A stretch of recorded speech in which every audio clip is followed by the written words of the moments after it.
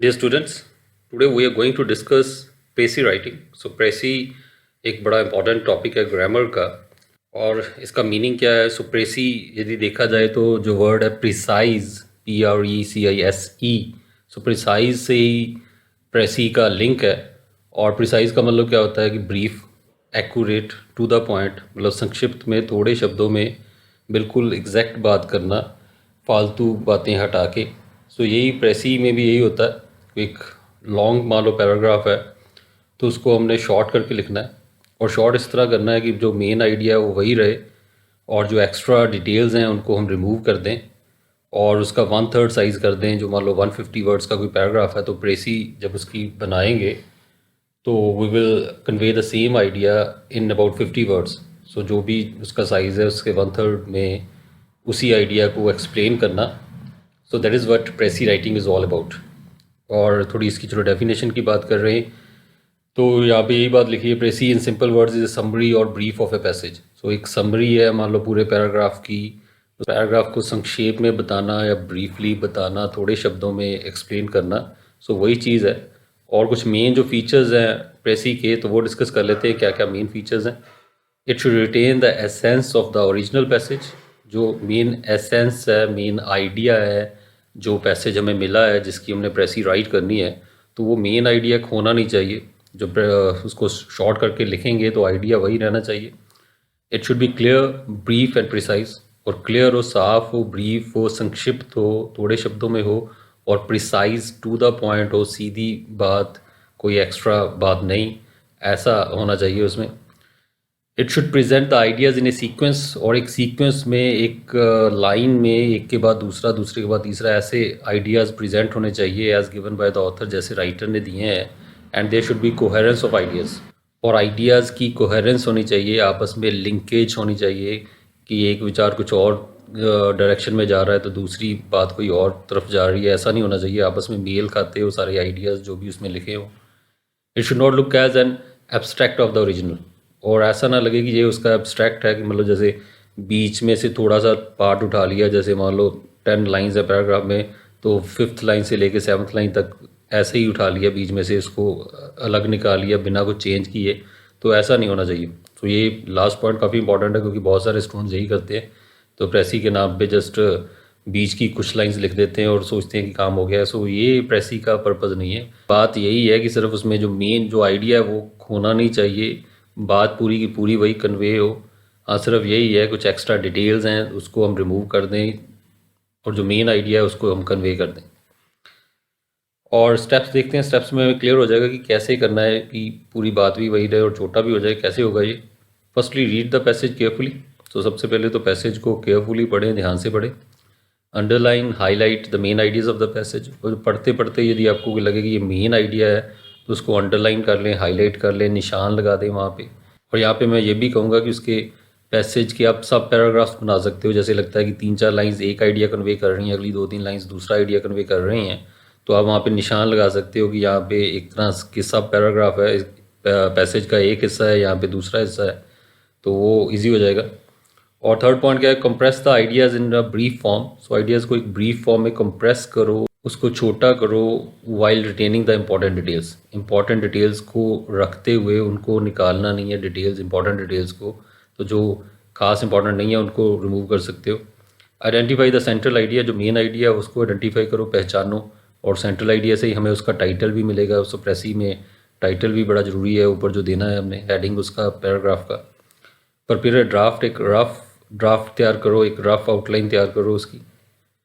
Give a second reading to ensure. और एक पर सेकेंड रीडिंग करो, दोबारा उसको पढ़ो ये पक्का करने के लिए that you don't miss any important link. कोई इंपॉर्टेंट लिंक रह तो नहीं गया. And remove any gaps. कोई गैप्स तो नहीं रह गए, जैसे एक आइडिया और दूसरे आइडिया में बीच में कुछ छूट तो नहीं गया. तो इसको ध्यान से एक बार दोबारा पढ़ें. Avoid any explanations. कोई ज़्यादा एक्सप्लेनेशंस उसमें ना हो, ज़्यादा डिटेल्ड बात ना समझाई हो. Superfluous examples, superfluous extra, not very important, ऐसी एग्जांपल्स ना हो. और कोटेशंस ऐसी ना हो. Write in third person. So third person में लिखें, मतलब ही, शी, दे, ऐसे वर्ड यूज़ करें. Using indirect speech. Indirect speech use करें, जैसे डायरेक्ट, इनडायरेक्ट हम करते हैं तो वो वाला फॉर्मेट यूज़ करें. कॉमा, इन्वर्टेड कॉमा की जगह पे जैसे दैट लगा देते हैं. सो इस तरीके से काम करें. And retain the tense of the original passage, और जो ओरिजिनल पैसेज में जो टेंस है उसको रिटेन करें, उसको वही रखें, टेंस ना बदलें। हालांकि इंडायरेक्ट स्पीच में वैसे तो टेंस भी बदल देते हैं, तो यहाँ पे यही है कि टेंस नहीं बदलना। लेकिन यदि यहाँ पे आई लिखा है राइटर ने या वही लिखा है, तो आई वही की जगह पे हम ही शी या दे लगाएंगे। ऐसी चेंजेस हमने करनी है। अवॉइड एब्रीविएशंस अवॉइड करें, शॉर्ट फॉर्म्स ना लगाएं। Calculate the total number of words, और जो टोटल नंबर ऑफ वर्ड्स हैं वो कैलकुलेट कर रहे हैं, अंदाज़ा लगाएं टोटल नंबर ऑफ वर्ड्स कितने हैं। And write precis in approximately 1/3 of total words, और प्रेसी को 1/3 वर्ड्स में लिखें। तो यहाँ पे भी कैलकुलेट वर्ड है, काउंट वर्ड नहीं है। इस बात का भी ख्याल रखें कि हमें एक एक शब्द एग्जैक्ट गिनने की ज़रूरत नहीं है, टोटल नंबर ऑफ वर्ड्स भी वहाँ पे लिखने की ज़रूरत नहीं है। जस्ट आइडिया लेना है, अंदाज़ा लेना है। सो कैलकुलेट कैसे कर सकते हो, अंदाज़ा कैसे कर सकते हो। मान लो से फॉर एग्जांपल एक लाइन में आपको लग रहा है कि अराउंड 10 या 12 वर्ड्स हैं और 5 लाइंस हैं, तो आप उसको 11 को 5 से मल्टीप्लाई कर दो, 55 आपको आइडिया लग जाएगा 55 वर्ड्स हैं। सो मतलब कहने का मतलब एवरेज एक लाइन में कितने वर्ड्स हैं और नंबर ऑफ़ लाइंस आपस में मल्टीप्लाई कर दो, तो you get A rough idea, rough calculation of number of words. एक एक वर्ड 1 2 3 4 ऐसे गिनने की ज़रूरत नहीं है। और total number of words calculate करो, और प्रेसी को 1/3 वर्ड्स में उसका 3 से डिवाइड करके, और वो भी अप्रॉक्सीमेटली है, ये नहीं कि 150 वर्ड्स है तो एग्जैक्ट 50 वर्ड्स में लिखनी है, 45 55 भी हो सकते हैं। सो अप्रॉक्सीमेटली मतलब 1/3 वर्ड्स होने चाहिए। और very important, provide an appropriate title to your precis. अपनी प्रेसी को एक अप्रोप्रिएट टाइटल दो, सो जो उसका मेन आइडिया है उसके हिसाब से मेल खाता हो उसका टाइटल। सो इन सब बातों का ख्याल रखना है। और नीचे एक एग्जाम्पल हम देखते हैं यहाँ पे। सो इन सब चीज़ों का हम ख्याल रखेंगे। जब एग्जाम्पल पढ़ेंगे ध्यान से पढ़ेंगे, यहाँ पे हमें लगेगा कोई इंपॉर्टेंट आइडिया है उसको अंडरलाइन करेंगे, मेन आइडिया समझने की कोशिश करेंगे, और उसके सब पैराग्राफ्स भी बना सकते हैं। जैसे हमें लगता है कि यहाँ तक एक आइडिया, यहाँ से दूसरा आइडिया शुरू होता है, तो वहाँ पे निशान लगा सकते हैं। So let's take an example. So इस एग्जाम्पल से और क्लियर हो जाएगा हमें कि क्या कैसे प्रेसी को राइट करते हैं। So let's see. So paragraph को पहले रीड करेंगे थोड़ा। So people in this modern materialistic world, वो ये कह रहे हैं कि जो लोग हैं मॉडर्न मटीरियलिस्टिक वर्ल्ड में, आधुनिक जो भौतिकवादी दुनिया है, are prone to suffer from stress, emotional imbalance, anxiety, frustration and anger. So इसमें लोग अक्सर सफ़र करते हैं इन सब चीज़ों से, स्ट्रेस से, तनाव से, इमोशनल इम्बैलेंस, भावनात्मक संतुलन बिगड़ जाता है, एंग्जाइटी बेचैनी हो जाती है, फ्रस्ट्रेशन परेशानी होती है, एंगर गुस्सा होता है। सो ये सारी चीज़ें, ये तकलीफ़ें होती हैं। It leads to many physical elements, और इसकी वजह से फ़िज़िकल एलिमेंट्स भी हो जाती हैं, बीमारियां भी हो जाती हैं, डिस्टर्ब रिलेशनशिप्स हो जाते हैं आपस में लोगों के, एंड रोड रेज, और रोड रेज सड़क पे एक्सीडेंट होते हैं गुस्से की वजह से। तो ये सारी चीज़ें होती हैं। Many broken homes, accidents and suicides, और बहुत सारे घर टूट जाते हैं, बिखर जाते हैं, एक्सीडेंट होते हैं, सुसाइड्स होती हैं, due to this mental turmoil, इस मेंटल टर्मोइल की वजह से। The only panacea for this is meditation. So इसका एक ही पेनेसिया, एक ही सोल्यूशन है इसका इन सब समस्याओं का, वो है मेडिटेशन। तो यहाँ पे हम अभी समझ लें कि यहाँ पे बात बदल रही है। पहले यहाँ तक देखा जाए जो भी था वो सब प्रॉब्लम्स थी, सब समस्याएं थी यहाँ तक। तो ये सारी बातें, एंग्जाइटी, फ्रस्ट्रेशन, एंगर, उसकी वजह से क्या होता है, फिजिकल एलिमेंट्स होती हैं, सुसाइड्स होती हैं, सब प्रॉब्लम्स हैं। और यहाँ पे बात बदल रही है आगे, यहाँ ये प्रॉब्लम है और यहाँ पे सोल्यूशन शुरू होता है। सोल्यूशन पहली लाइन से हमें पता चल गया, आगे पढ़ने की अभी हमें ज़रूरत नहीं, आगे पढ़ेंगे ऑब्वियसली, लेकिन स्टार्ट में ही हमें पता चल गया कि इसका सोल्यूशन यहाँ से शुरू होता है कि only panacea for this is meditation. इसका जो इलाज है वो मेडिटेशन है। और आगे देखें सिंपल डिस्क्रिप्शन ऑफ मेडिटेशन, और इसकी जो सिंपल डिस्क्रिप्शन लें, इसका जो डेफिनेशन लें मेडिटेशन की, वो ये है, is to sit silently with closed eyes, कि चुप साइलेंटली बैठ जाएं, बिल्कुल चुप होके, शांत होके, आंखें बंद करके, एंड फोकस ऑन ब्रीदिंग, सांस पे अपना फोकस करें, ध्यान दें। इट मे और may not be accompanied by music, और उसमें म्यूज़िक भी साथ में हो सकता है, आप प्ले कर लो चाहे ना प्ले करो। It helps one two connect with deep inner self and raises the level of consciousness, और इससे जो व्यक्ति है अपने अंदरूनी खुद से कनेक्ट होता है, जुड़ता है, और उसका जो कॉन्शियसनेस लेवल है, अवेयरनेस लेवल, जागरूकता का जो लेवल है वो बढ़ जाता है। तो यहाँ पे पिछली लाइन तक देखें तो फिर बात दूसरी हो रही थी। सो यहाँ से यहाँ तक मेडिटेशन होती क्या है और मेडिटेशन करते क्या हैं, कैसे हैं, तो ये बताया गया है। और यहाँ से आगे देखा जाए तो फ़ायदे शुरू हो गए हैं कि मेडिटेशन से फ़ायदे क्या होते हैं, वो शुरू हो गए हैं। तो इस तरह हम सब पैराग्राफ लगाते रहें, जहाँ जहाँ आइडिया थोड़ा बदल रहा है, ये फर्स्ट आइडिया या सेकंड आइडिया ऐसे चल रहा है। तो द फर्स्ट एफर्ट में नॉट बी परफेक्ट, और हो सकता है पहली बार जो एफर्ट करो वो परफेक्ट ना हो, but with regular practice one masters the technique. लेकिन रेगुलर प्रैक्टिस से टेक्निक मास्टर हो जाती है। सो रेगुलर प्रैक्टिस ज़रूरी है, ये भी पॉइंट अंडरलाइन कर लें उसमें कि मेडिटेशन का एक जो इम्पॉर्टेंट फैक्टर है that is regular practice. Then the result start unfolding, और फिर जो रिजल्ट है, नतीजे, वो निकलने शुरू हो जाते हैं। It leads to peace of mind, और उससे क्या क्या होता है, पीस ऑफ माइंड होती है, मन की शांति मिलती है, बेटर कंसंट्रेशन होती है। सो ये सारे फ़ायदे हैं। क्लैरिटी ऑफ थॉट, विचारों में क्लैरिटी आ जाती है, साफ हो जाते हैं विचार, एंड कंप्लीट रिलैक्सेशन, पूरी रिलैक्सेशन मिलती है। The situations do not change, हालात तो नहीं बदलते, but it changes our reactions and attitude to this.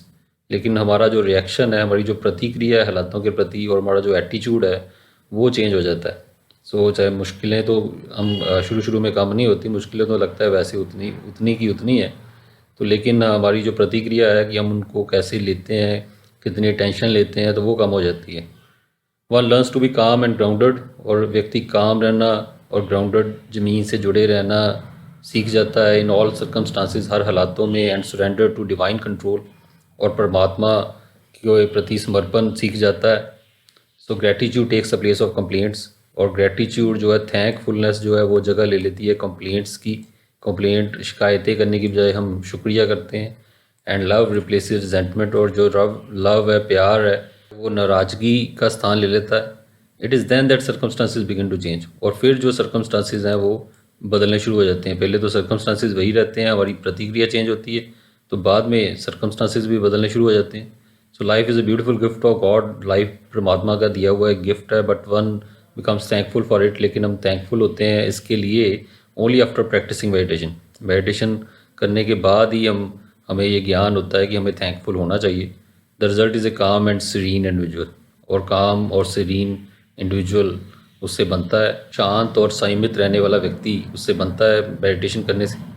तो ये सारी चीज़ें, तो उसमें ये पहले प्रॉब्लम्स की बात की गई, पर प्रॉब्लम्स मेन इंपॉर्टेंट नहीं है, इंपॉर्टेंट बात यहाँ पे क्या हो रही है, मेडिटेशन की। सो एक जनरल आइडिया हम लें इसमें, जनरल आइडिया ये है, बेनिफिट्स ऑफ मेडिटेशन। सो जहाँ why meditation is important, so ये इसका मेन आइडिया है देखा जाए तो।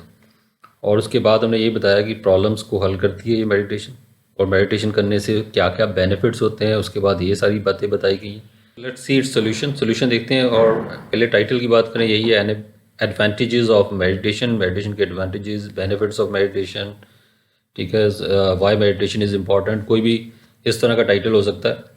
और इसमें बात ये कि ये meditation is a process of concentration on your breathing and connecting to your self. सो मेडिटेशन की डेफिनेशन से ही बात शुरू की गई है, जो मेन आइडिया है हमारा, ठीक है। सो उसी की बात की गई है। मेडिटेशन का मतलब यही है कि अपनी ब्रीदिंग पे कंसंट्रेट करना, और अपने इनर सेल्फ के साथ, डीप इनर सेल्फ के साथ कनेक्ट करना। तो ये मेडिटेशन का मेन मीनिंग है। और उसके बाद उसके बेनिफिट्स क्या हैं कि calm mind, freedom from stress and anxiety. So ये सब उसके बेनिफिट्स हैं। और many problems in the world are solved. So सब प्रॉब्लम्स हमने सारी यहाँ पे बताई नहीं है कौन कौन सी प्रॉब्लम है, तो क्योंकि हम प्रेसी लिख रहे हैं, प्रेसी में एग्जैक्ट एक एक प्रॉब्लम को, उसकी जो डिटेल है, तो वो हमें मेंशन करने की ज़रूरत नहीं है। तो हमने यहाँ पे सिंपल यही लिख दिया, many problems in the modern world are solved. सो मॉडर्न वर्ल्ड की सारी प्रॉब्लम्स को एक साथ एक लाइन में ही ले लिया, stress, emotional balance, anxiety, frustration, anger, physical element, ये सब चीज़ें जो हैं उनको हमने नहीं लिखा, हमने सिर्फ यही प्रॉब्लम्स में उसको सारा कवर कर लिया, are solved as a result of it. सो मेडिटेशन की वजह से सारी प्रॉब्लम सॉल्व हो जाती हैं।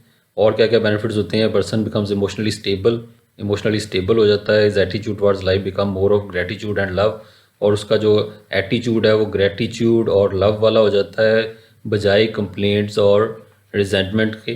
तो ये बात भी हमने जैसे अंडरलाइन पहले भी की थी। सो और this technique can be mastered with regular practice. और एक्स्ट्रा ज़रूरत क्या है इसमें, वो यही है कि प्रैक्टिस। सो प्रैक्टिस के साथ ये जो चीज़ है वो और रेगुलर प्रैक्टिस के साथ पक्की हो जाती है, और हम इसमें परफेक्ट हो जाते हैं। So that's what has been written. So ये सारी बातें हैं उसमें। और पहले ही जैसे मैंने कहा कि कोशिश करें साथ साथ में थोड़ा जो मेन पॉइंट्स हैं उनको अंडरलाइन भी कर लें, और एक स्ट्रक्चर उसका समझें। पैराग्राफ के सब पैराग्राफ हमने बनाए थे, प्रॉब्लम्स, व्हाट इज़ मेडिटेशन, और बेनिफिट्स ऑफ मेडिटेशन। सो 3 इसके हिस्से थे, उन्हीं को हम लेके चले हैं। और प्रॉब्लम्स को तो ज़्यादा हमने डिटेल इंपॉर्टेंस नहीं दी, हमने मेन बात मेडिटेशन की करनी है। प्रॉब्लम्स का जिक्र क्यों किया था, क्योंकि मेडिटेशन का फ़ायदा बताना था। वैसे ही प्रॉब्लम जो मेन एक्टर नहीं है, सो ये तो एक एक्स्ट्रा करैक्टर है, तो इसको एक्स्ट्रा करैक्टर की तरह हमने जस्ट थोड़ा सा मेंशन किया है। मेन फोकस मेडिटेशन पे किया है, मेडिटेशन की डेफिनेशन पे फोकस किया है, मेडिटेशन का फ़ायदा थोड़ा बताया है। कुछ ज़्यादा लंबी डिटेल तो हमने कोई भी किसी चीज़ की भी नहीं ली। सो मेन जो है वही हमने 4 लाइंस लगभग लिखी हैं, और उन्हीं लाइंस में सारी जो पैसेज का जो एसेंस है उसको हमने कवर किया है। So I hope this will benefit you. You must have got a basic idea. आपको बेसिक आइडिया तो लग ही गया होगा। तो बाकी अगला काम प्रैक्टिस ही है। जितने पैराग्राफ्स आप सॉल्व करोगे, तो जितनी प्रैक्टिस करोगे उतना बेटर होते जाओगे इसमें।